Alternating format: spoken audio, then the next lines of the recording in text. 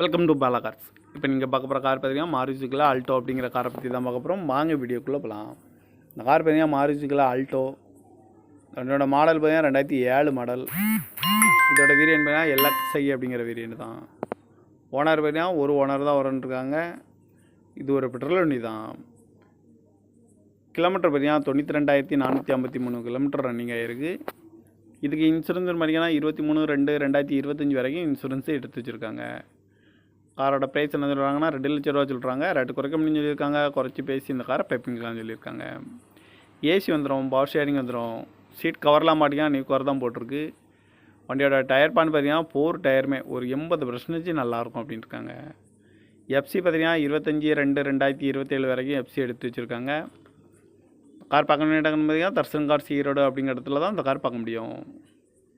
TN 33AH 84